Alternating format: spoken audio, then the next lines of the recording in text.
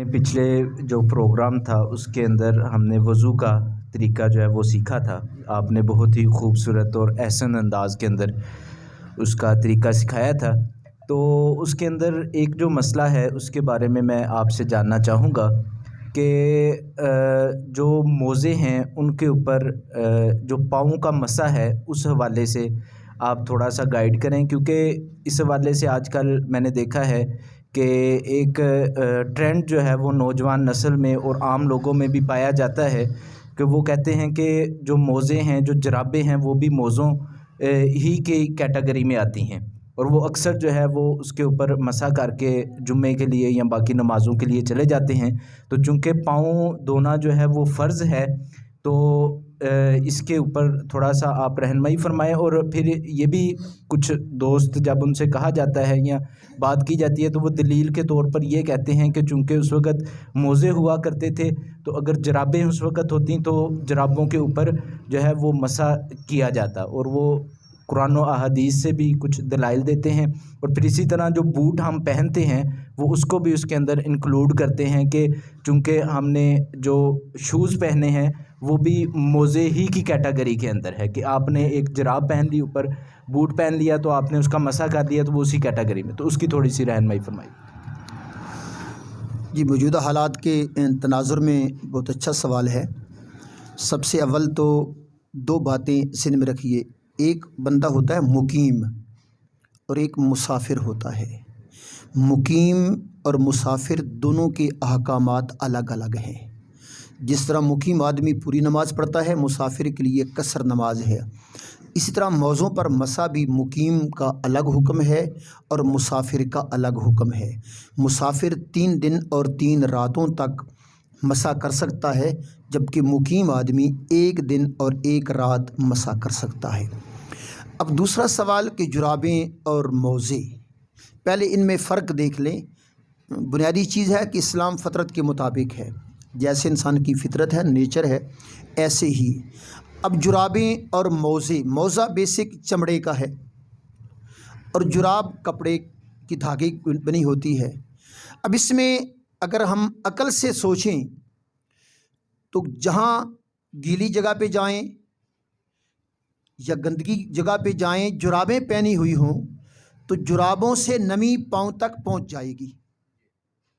वो गंदगी, अगर गंदा पानी है तो उसकी वजह से जिस्म तक वो गंदगी पहुंच जाएगी, जबकि मोज़े जो हैं वो माने हैं हर किस्म की नमी के जिस्म तक पहुंचने के। इसलिए मौज़ों को जुराबों पर या जुराबों को मौज़ों पर, यह तरकीब इस बुनियाद पर गलत हो जाती है कि जुराबों से नमी जिस्म तक पहुंच जाती है, जबकि मौज़ों के ज़रिए रुक जाती है, रुकावट है। इसलिए यह कहना कि उस दौर में जुराबें नहीं थीं और मोज़े थे, अगर जुराबों पर मसा करना लाजिम होता तो सरवर कौनो मकां अलैहिस्सलातु वस्सलाम इरशाद फरमा देते या ओपन रखते। बाज़ मसाइल ऐसे हैं जिसमें आका नामदार सल्लल्लाहु अलैहि वसल्लम ने वजाहत फरमा दी और बाज़ मसाइल को छोड़ दिया। तो जो मसाइल जिन पर वजाहत फरमा दी है उस पे शरीयत का हुक्म लाजिम है कि जो नबी करीम अलैहिस्सलाम ने फरमाया उसी पर अमल करना है। जिसके बारे में मामला खुला छोड़ दिया, यानी उसके उसूल बयान कर दिए मगर उसको लाजम नहीं किया, तो उसमें हमें इख्तियार होता है कि हम मुरूर ज़माना के साथ उन मसाइल की ताबीर कर सकें।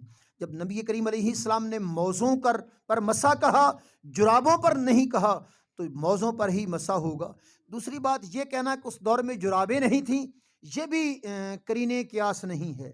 जुराबें आगाज़ से आ रही हैं, अगर मौज़े आ रहे हैं तो जुराबें मौज़े बनाना कदरे मुश्किल है जुराबों से, तो कपड़े की चीज़ बनाना कदरे आसान है।